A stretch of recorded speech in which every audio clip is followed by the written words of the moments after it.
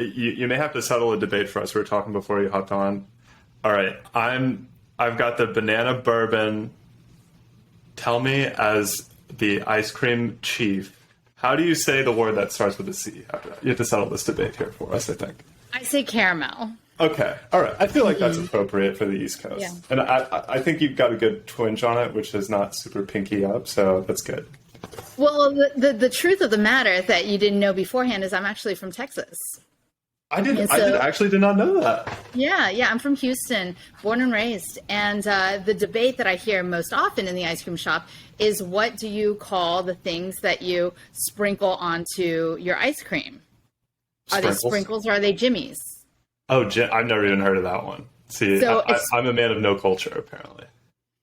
Well, all in the Northeast, and especially in the Boston, Connecticut area, there's rainbow jimmies and there's chocolate jimmies. That's definitely something that we didn't talk about in Texas. Yeah, not at all. So like you, I was actually born in Houston as well. We moved when I was very, very young. So actually, now that you say that, I do remember Jillian and I talking about that. And I was shocked at how similar and parallel some of our life arc was, as a young guy after college or during college, as an intern, actually. My internship was in DC at GAO, and on the weekends, you may actually have heard of them because I think you were in the farmers market world. Have you ever heard of Number One Sons? You may have, of course, like the pickle ones. Yeah. So that was my weekend job. Yeah, and so I had to do something on the weekends to pay all the bills. And I should have known when the job description was like, "We're looking for people in the military." I was like, "Oh, cool! They're like patriots." No, they're gonna work your butt off. The pickle barrels. They're very heavy. They're so heavy. No one appreciates the struggle, man. Yeah, it was a lot of fun. But yeah, so, I think I lived very close to you. I was in Eastern Market, right there by the Naval Yard in a tiny little apartment, so I can certainly relate to the story, but you were living it on a little bit of a higher level. But so I'm very excited to talk about the story. So maybe take us from those early days before you become a juggernaut in the world of ice cream. How did it all start? How did you get involved in DC? What made you want to go into it? And maybe we could start from there.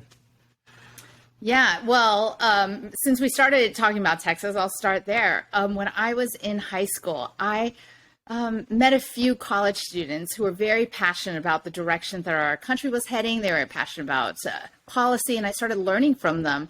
And then all of a sudden, I was very interested in politics, policy, how laws get made. And I decided that I wanted to move up to the East Coast, after college and work in Washington, D.C. One day I would work for a president. And that was the dream job that I had imagined when I was about 15 and 16 years old. I was channeling my passion by becoming active in the Asian American political action groups in Houston, which was really at that point a core of about 12 or 25 people. And they were so passionate, and they were so knowledgeable, and they were so welcoming of an excited high schooler who wanted to go out and change the world. So fast forward, I went to college at Wellesley and met a lot of really interesting people. But there I realized that my passion for politics did not even make it on the map compared to all of the other women who were coming to Wellesley College, inspired by Madeleine Albright and Hillary Clinton and Cokie Roberts and numerous other people in Washington, D.C. But I graduated there and started working on local campaigns. And I worked for a Cambridge City Councilwoman whose issue was bike safety. And I loved that was my intro to politics, because that is where politics should be, making our community safe. Anyhow, I'm getting very derailed. I like it. I love it. Yeah. And then I actually went back to Houston, worked in city politics for a mayoral campaign.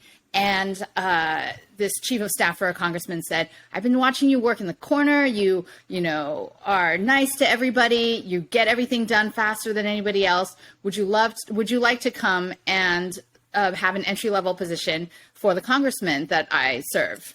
And I said, "Well, I don't know. I'm not paying rent in my parents' house. They make me dinner. I think this is the year that Texas is going to go purple. And this was a long time ago. I don't think that I'm moving to Washington, D.C. 3 months later, I call him and I'm like, I'm moving to Washington, D.C. Right. I'm living in my parents' house. And that's how I came up here.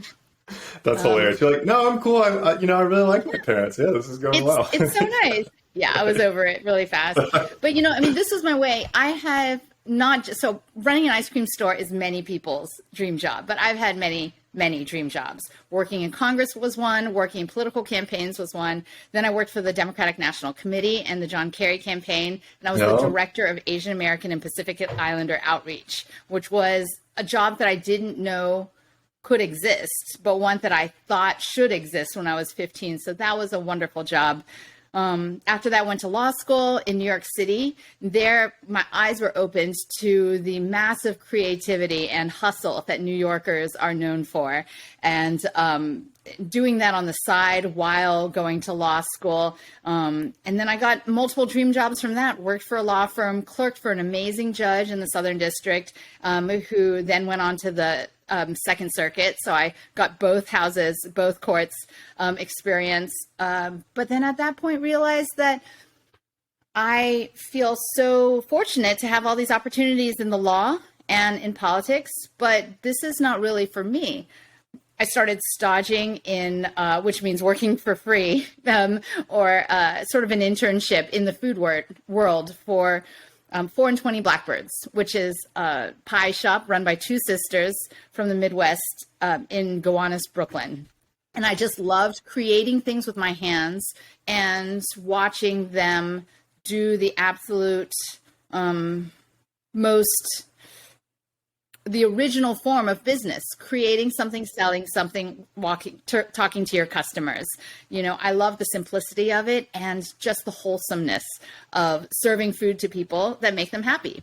Yeah, it's so fulfilling, I imagine, too, really while you're doing, kind of the higher speed stuff, but there's nothing really tangible, right? Like there's, but you can feel, what you're making with your hands. I mean, that's so fulfilling. Absolutely. When I was, I'm fast forwarding a little bit, but when I was considering what entrepreneurship steps I wanted to take, the allure of creating something tangible was really so strong because it's fulfilling and it's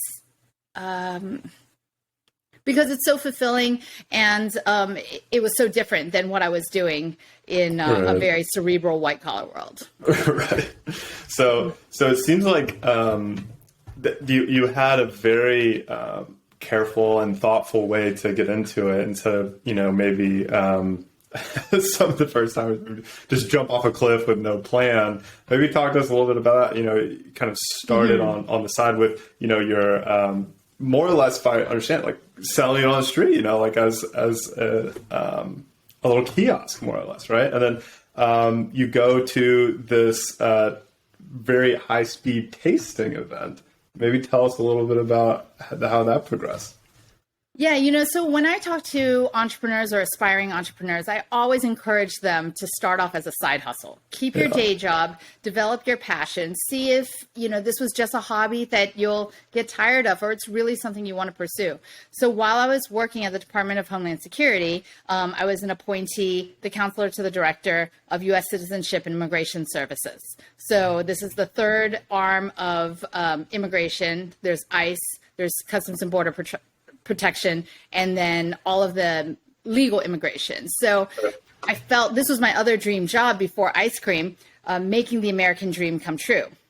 Yet in mornings and nights before I went to work, I would make ice cream. And I committed to myself that I would make 4 flavors of ice cream every single week. Just like a person would say, you know what, I am going to go to the gym 5 days a week this week. I'm going to make 4 flavors of ice cream every single week, and I'm going to blog about it.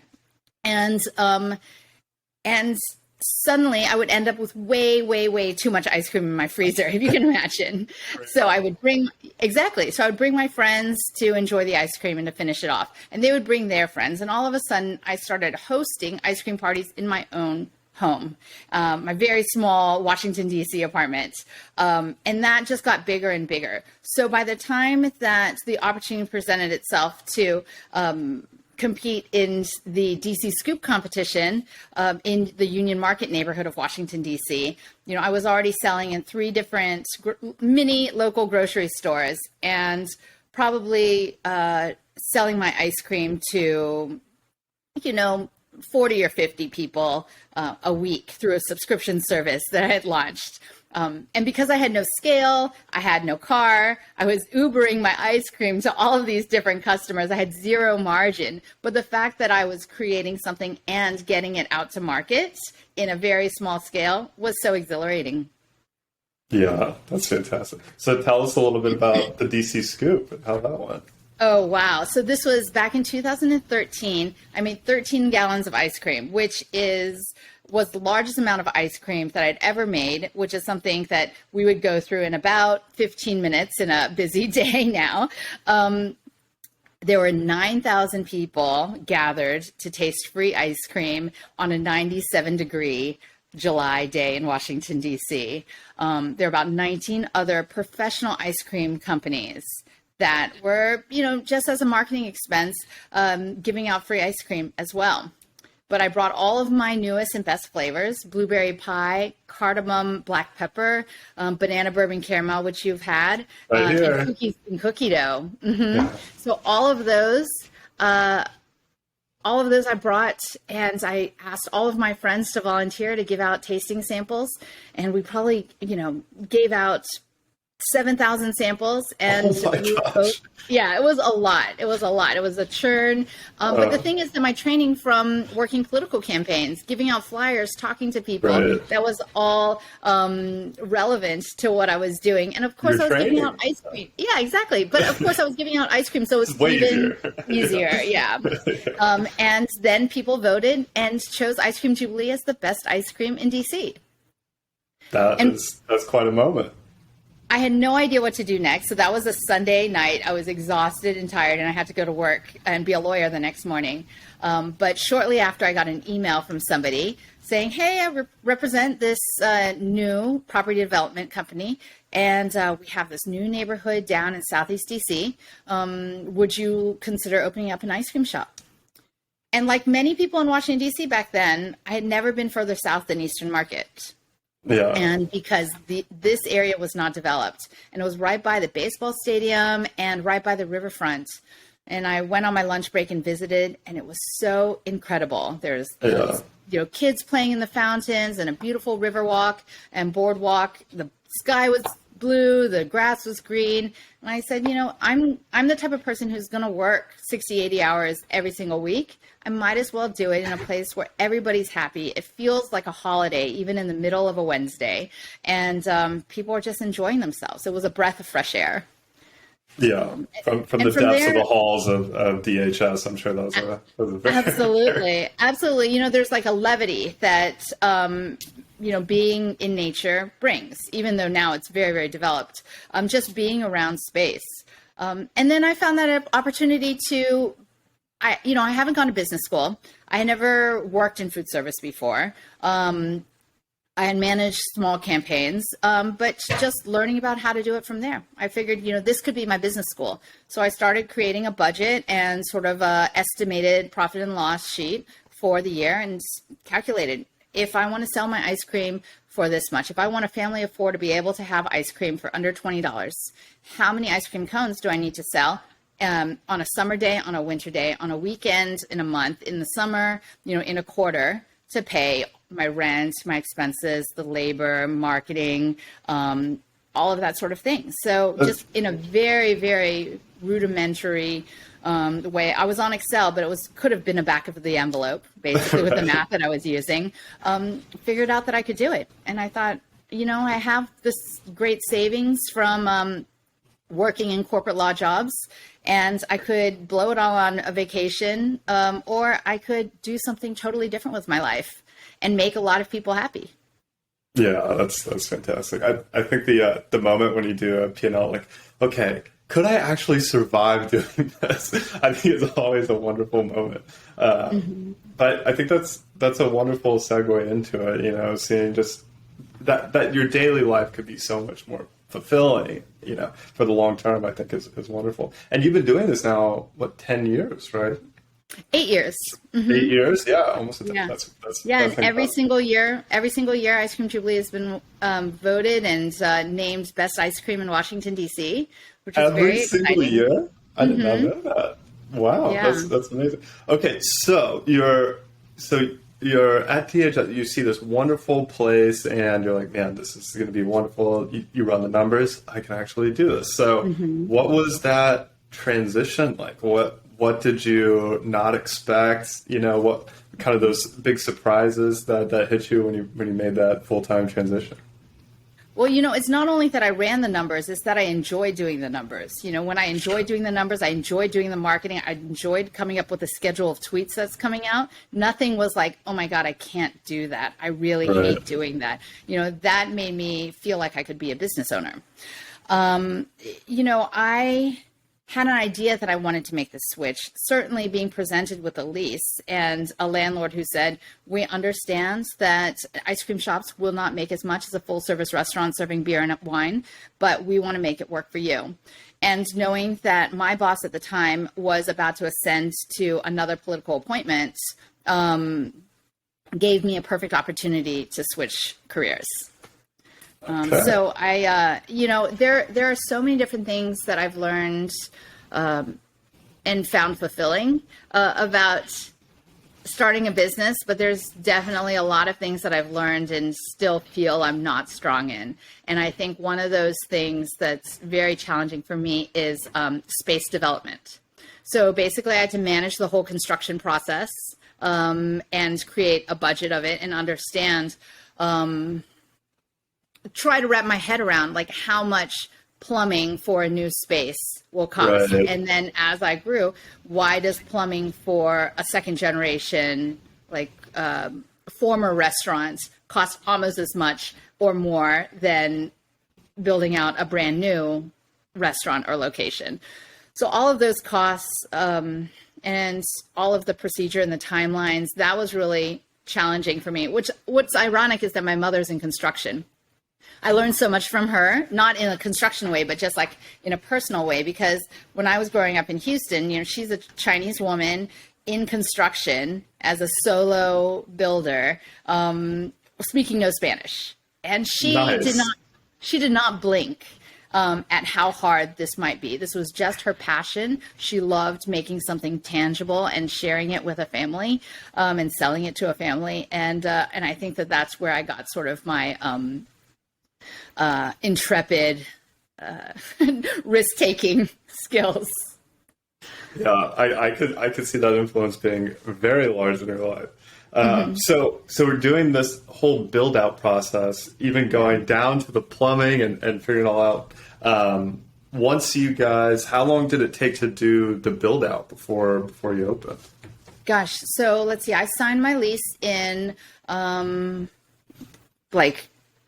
actually I signed it on December 30th and I was open by June. Wow, So, that's pretty good.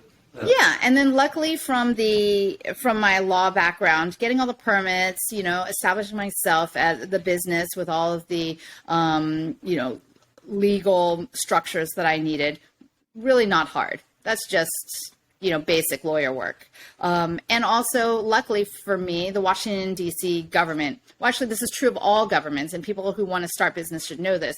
No city or mayor wants to be known that they're known for being unfriendly to business. So if you're having trouble setting up a new business, just toot your horn a little bit, and people will come and help you. And usually it will be pretty easy to fix. There might be a queue for the permitting for construction, or they might have questions about the way that a construction is happening. But, if you're not doing a place-based brick and mortar place, it'll be even easier to set up a business. And it was very easy to get help. Yeah, So I'm thankful for that. That's very interesting. And so you're doing this whole build out, working with all the different stakeholders and getting this thing really off the ground. So then you're opening, and Yeah. what was that experience like? Well, I have to lean back onto my campaign experience. And my very first job, which because it's the job that nobody wants, is volunteer manager. So Yeah. on political campaigns, I would always be, I'd be the youngest person on staff volunteering to manage the volunteers. And people don't like it because it can be like herding cats. You have somebody with what's that?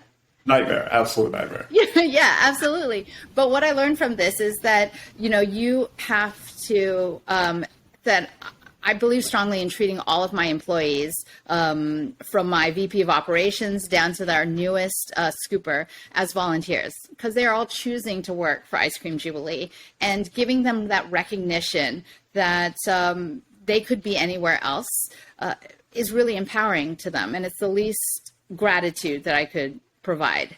So I think having that mentality really helped me, having that mentality and also having really creative flavors that nobody had ever seen in Washington, D.C. before, brought people to me. So I got a lot of emails from people saying like, oh, you know what? I heard that you were taking volunteers to help you scoop at this, at the D.C. Scoop competition. I'm actually between jobs. I'd love to help you out. I can't do anything full time, but maybe when you open, I could help. I'm like, yes, excellent. You're on register, and my cousin came down and like, all right, you're scooping. I'm going to give you a 20-second training for how to do this. My mother came up and she was baking pie crust for our blueberry pie ice cream. So when you launch, everybody's on board, all hands on deck. And, but I was very lucky to be able to recruit some really great people. In the first week that we were open, I realized that we were massively understaffed. We just had a line out the door, and we were making our ice cream in the back kitchen at the time. So half of my staff was desperately and frantically making more ice cream. And then the other half of the staff, so 2 of us in back and 2 of us in front, because that's all there was. And we're trying to scoop and serve to people. So I started having interviews for new staff the Saturday that we opened, just while customers were like coming past us. And I'm so glad that our store manager in this flagship location was somebody that we interviewed that first weekend, and she stayed with us the entire time. She's phenomenal. That's a great litmus test too, while you're in the midst of the chaos doing an interview. That's a great litmus test, I think. So tell me a little bit. Okay, you have your first 4 or 5 staff members. You're just working like crazy. How did you go about putting the right amount of structure in place? Did you ever feel like you went too far? I had to kind of come back. Creating a system of repetitive work is quite a lot of work actually, and you have to be really thoughtful about it. So tell me a little bit about that. Yeah, absolutely. So once again, back to volunteer management, you have your rules and you set them out very clearly. And I wrote up a employee manual, and writing as a former lawyer is super easy for me, but implementing it is always going to be more challenging. So, but that's where another high school job that I used to have, teaching middle schoolers really came into play, because if you can teach middle schoolers how to listen and behave and accomplish a goal, you can really manage anybody. Conquer the world, yeah. Absolutely, absolutely. You just have to find what clicks with every person, and what makes people click and listen is always going to be empathy. Do you understand why that person has that glazed look over their eyes? Is it because they'd rather be somewhere else? Is it because they're stressed out about something else? Or is it just that they've never learned that they need to pay attention to a person of authority because it's their very first job? We have a lot of people at Ice Cream Jubilee who are having their first jobs. They could be high schoolers, they could be out of high school, and a lot of women coming back to the workforce from having kids. So I think that I'm in a really exciting and interesting position. It's real, it's emotional, to understand what so much of America and so much of our workforce is going through. Wage workers, women with kids trying to make it through college, young people who are seeing if they want to be entrepreneurs themselves, and listening to them, hearing about their dreams, but then also showing them how doing the work that I need them to do will help them learn how to get them further along on their way. Yeah, I think it's a huge responsibility to be somebody's first boss. That's the kind of the way of the world. And I love the two things that immediately seem to come to your mind are, treating people like volunteers and having a lot of empathy and, reaching folks that way. I think says a lot about your ability to be a leader. So, I mean, that's fantastic. Okay, so you're getting all of these folks together on the same page and scooping out tons of ice cream. What was in those early days? Do you remember kind of what kind of how many scoops per day? Or like, give us a sense of what kind of volume you were dealing with in that first store. Oh gosh, I mean, we were going through probably in the summertime. We were going through, I would say, 10,000 scoops in a week. And just see, I mean, now I can't remember our stats from before, but now we'll go through about 120 gallons of ice cream every half week, so 250 say every week at every store. And we make all of our ice cream in Washington, D.C. So we're constantly making new flavors. We're baking the things that go into the flavors. We're baking additional cookies to go in the sundaes. And there's a lot going on.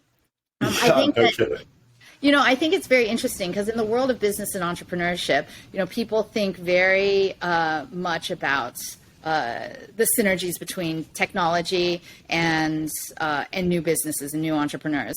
To say the very least. Yeah. Absolutely. And definitely I gravitated towards thinking about, is there a technology company that I'd like to be a part of or found? And I could name several, but I love the fact, I think that it's very interesting in the food industry that there's a synergy not only of like tangible products, but also there's an overwhelming proportion of women and minorities in this field that you don't see in other entrepreneurship fields necessarily. And the amount of creativity and dedication in staff members all the way down from your bussers to your owners is really incredible. And I love really learning more about how food entrepreneurs sort of dovetail with the world of faster growing businesses, especially in the fundraising world. So I was learning about that the entire time I was running my business, but I chose to keep my business self-funded. So currently I'm the full owner of Ice Cream Jubilee, and that gives me a lot of autonomy to speak about. Yeah. And it's wonderful. I think that it's a gift that I probably don't fully understand the beauty of, because it's the way that I've always operated this business.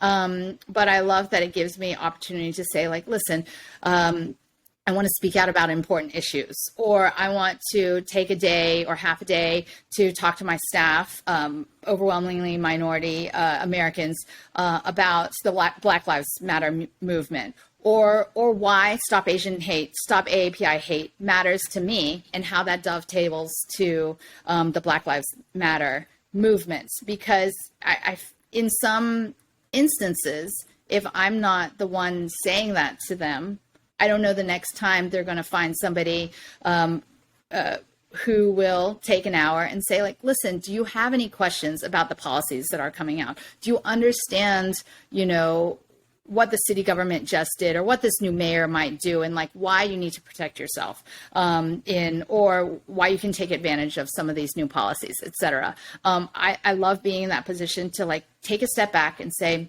we're a family here, and this is my business, and I want to run it the way I want to. More power to you, Victoria. That's fantastic. Okay, so you've been able to keep every share of equity in this thing and have built it into, a very successful store. What was that transition like, opening a new location and starting to expand just beyond, one spot? What was that like? So 2016 was a really challenging year for me personally and for Ice Cream Jubilee. Ice Cream Jubilee, we suffered from the curse of extremely long lines and very dedicated customers.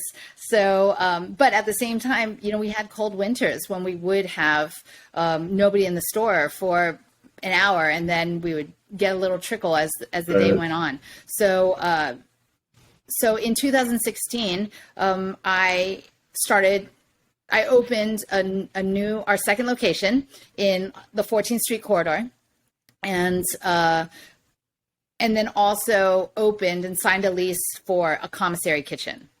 So a commissary kitchen, meaning we were going to make ice cream in Washington, D.C., but not in one of the ice cream stores, so we could meet the capacity. So the thing about ice cream, hard scoop ice cream, is that when it comes out of the machine, it's like a soft serve texture. It is so fresh and delicious, and it's amazing. But if you don't get it into a negative 20-degree freezer, immediately ice crystals are going to start forming, and you're going to get icy ice cream. If you let it melt and then refreeze it slowly, you're going to get even icier ice cream, and then that fuzz that you see in your home freezer. Right. Yeah, so that's called temperature shock. So we needed to have a large enough facility where we could make all of our ice cream for our summer demand, and then also support our future growth.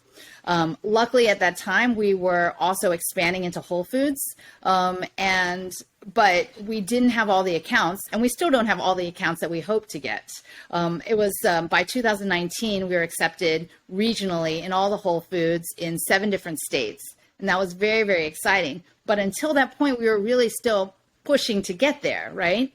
Added on top of this, I was pregnant with my first child. Holy cow. Yeah. So I opened our second location. A month and a half before Zoe was born. And so at the same time that you're pregnant, having your first child, you're getting into, national retail, opening another location, and bringing on your production facility. That's pretty incredible. It was crazy, and the entire time I was pushing the landlords of the production facility to go ahead and send me that lease. I'd love to sign so I can start moving forward and understanding what my budget is and when the rent will commence. But they didn't send it back to me until literally the day that I was in the hospital having my first child, and I was like, man, you guys.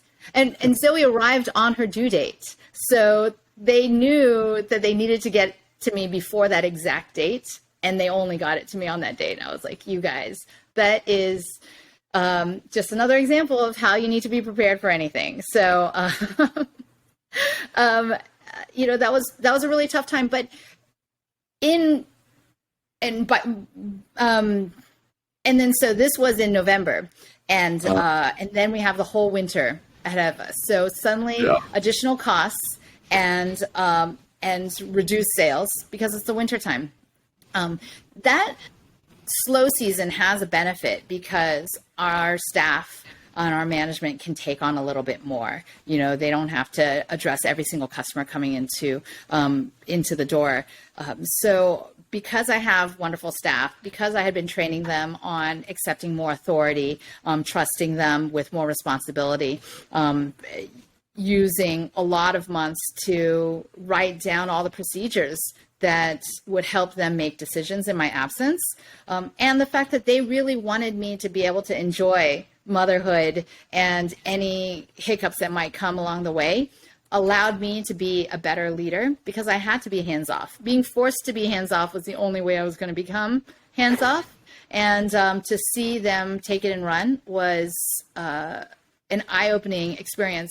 And I had to admit, it took me many, many months to be okay with them making all of the decisions, but it was fine. Everything was fine. Okay. Well, that's a real test of whether or not you have a business or a job. It's whether you can survive without you for a little bit. That's fantastic. So tell me a little, I'm always curious about the process of getting into retail, especially for complicated goods like ice cream. So what was it like when you first started, having those conversations with Whole Food and others about getting into retail? What was that process like? What was going through your head there? Well, I think everything happened at the same time for me. So before I even competed in the DC Scoop competition and won Best Ice Cream in 2014, I was already selling packaged goods in 3 small grocery stores, which is nothing like selling in a national chain. But, it was my first taste of servicing a shelf, making your goods look good, invoicing, keeping up on all of those sort of things. One thing that I never realized would be as challenging as it is running Ice Cream Jubilee as retail by storefront, retail, manufacturing, distribution, and wholesale retail to grocery stores all simultaneously. It's like if you see Ben and Jerry's and you understand that an ice cream brand will be everywhere, we're doing all of that, but just on the smaller scale. So when I started getting recognition and getting more accounts at Ice Cream Jubilee, even as early as 2014 when I just opened the store, I would just go and take a pint to the local Whole Foods and say, hi, I'm a local brand and we just opened a new ice cream store. We've won all these accolades. Thrillist has already put it on its list of best ice cream in the country. And we'd love to sell in your local products at Whole Foods. And the buyer would open it up and have a scoop and say, well, when can you deliver? It was truly as easy as that. Mm-hmm. So you However, that was in the ground game there. Yeah, it's all ground game. It's all ground game. Once again, just like political campaigns. If you can't have a conversation to somebody and say, this is who I am and this is why I think you should listen to me, you won't be able to get that much further. If instead you sit behind your computer and say, hey, you know what? I just saw this new app or this other business who say that they can get my product to all these thousands of eyes. I'm going to do that and stay here in the air conditioning. You're never going to get as far. And the truth of the matter, that's not only because, when you're working with many other businesses, there are going to be many other cuts. You're not the only person, but people like to help people. So when I went over to Whole Foods and I met James or I met Javier or I met Heber, they want to help Victoria because I'm a local person. I poured my heart and soul into this business. My face is on that freezer shelf and I want to see them succeed because it helps me succeed. I think it gives them greater, all of these grocery individuals, greater meaning in their job to know that they're making a huge difference. And it's true, they do. If they decided to add a second shelf in one of the grocery stores, which would double my sales, that would make a huge difference in my life. And they know that. I think we're finding the secret ingredient here is Victoria. So that's fantastic. So it's not me. It's hard work. It's hustle. So you opened the door to this a little bit. So now you kind of started talking about the transition to the ice cream empire, if you will. Yeah. So you've got all these different we call it divisions of the business, et cetera, areas of operation, and I'm sure that's scaled far beyond now. So what are your current issues? What are you facing now? Where are you expanding? Where are we taking Ice Cream Jubilee? Well, so Ice Cream Jubilee is now available in all Whole Foods, over 60 stores in DC, Virginia, Maryland, and Pennsylvania. We're expanding through DoorDash and DashMart into the New York City area. And fingers crossed, we just sent some samples down to Central Market to be considered in the Texas area. And so we're expanding that way. I'm looking at leases all the time to see our next steps. But at the same time, making sure that as Ice Cream Jubilee grows and has 3 stores in Washington, D.C.'s area, that we maintain our brand identity as a local business. So people understand that there is a face and a family, behind Ice Cream Jubilee here. But then also, if I were to open in other stores or sell in other jurisdictions, why that's still meaningful to people who live far away. And through that, to do that, we work a lot with local collaborations. We work a lot with our local community, whether it's elementary schools or nonprofits, and different ways to give back and support. That's fantastic. So I've got a few more questions for you. Yeah. If you guys have. So I'm always curious, how you're going about making these new flavors, and maybe I know you love all of your children the same, I'm sure, but do you have a favorite flavor? Well, you know, the thing is about my favorite flavors, they actually change all the time. So for the longest time, my favorite flavor was dark and stormy based on the cocktail. So it was candied ginger and Gosling's dark rum in the cream. And the rum and the cream, you know, your dark alcohols with cream. I know you're a whiskey bourbon fan, right? Yeah, I've got the banana bourbon car-a-mel here because Caramel. I think on every other podcast I've had a drink, but I feel like this was more appropriate. Absolutely. But you're staying with the theme, so that's fine.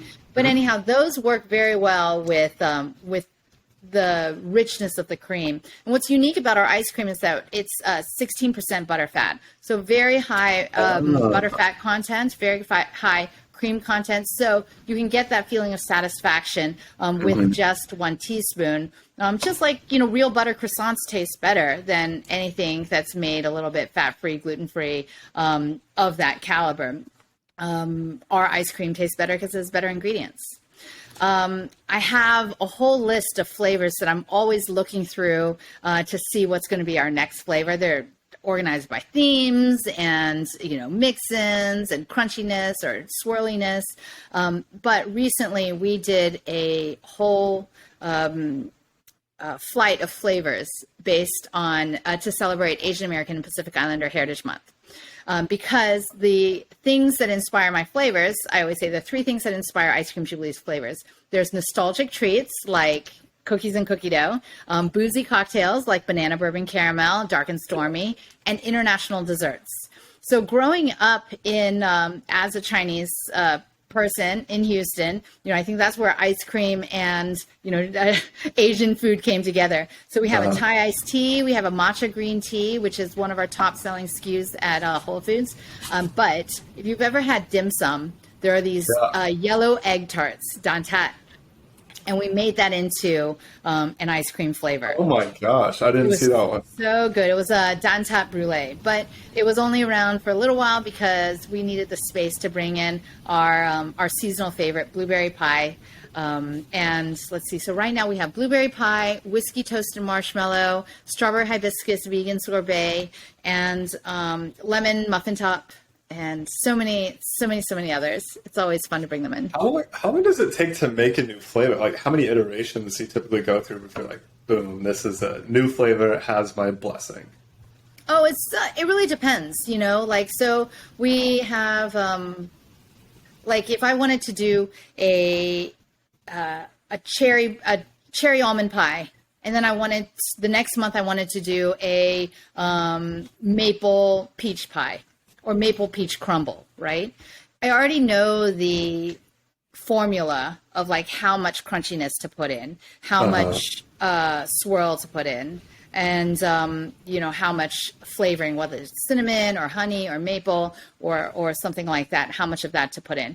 And then we just generally understand that like maple syrup is going to have more sugars than say cinnamon. So you have to adjust for that in how it'll affect the freezing composition of the overall ice cream. And that's just something that we've gotten really used to. So if something like another flavor we have, whiskey toasted marshmallow, that has marshmallow and whiskey and additional smokiness. So that's a very, very soft ice cream. So even though we're serving it now, we probably should be serving it in the winter where it's when people can enjoy it on the cone a little bit longer because it's not 90 degrees outside. When I was in DC, I was shocked at how hot it was. I thought I was going to be like up north with a jacket on, but those summers are the real deal, man. It gets pretty hot. That is very interesting. So what I picked up on a ton of lessons from you, Victoria, and I think I could probably go on forever encapsulating them, but are there any parting words of wisdom for young entrepreneurs out there, maybe interested in food, maybe not? You know, what would you say to a younger version of yourself that you wish you knew now? Gosh. Well, you know, last week I just spoke to a 5th grade elementary school graduation, and it really helped me reflect on all the things that I have to say to people who may or may not go into ice cream or entrepreneurship, but what you can learn from life by being a business owner. And I think number one, find something to create, whether you're just woodworking in the back as your hobby or making dinner every single night. Creating helps you stay in touch with your hands and your head and your imagination.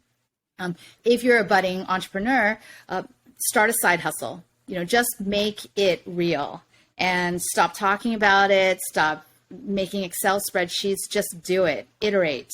And if you're an existing business owner, try to identify a few places where you can get your hands dirty again, where you can go and stand next to someone and do their job with them in a way that doesn't stress them out. But, remind people that you're shoulder to shoulder with every single person in your organization, or even a partner. Like if you work with a distributor, go and spend a day with them and say, like, listen, how can I help you? How can I understand what your business needs to succeed, and how can we be better partners? That groundwork, that ground game really makes a difference, because people know through an in-person interaction, which now we can do again after COVID, that your heart's really there. They will trust you and take chances on you and give you opportunities because you took the time to get to know them. I think that's beautiful. If there's any, tying line there, I think, that they say politics is personal, and I think you're proving that business is personal as well. So, Victoria, the secret ingredient of Ice Cream Jubilee, thank you very much for joining us, and it's been a wonderful pleasure. I see David's here. Go ahead. Thank you so much. Awesome. Okay.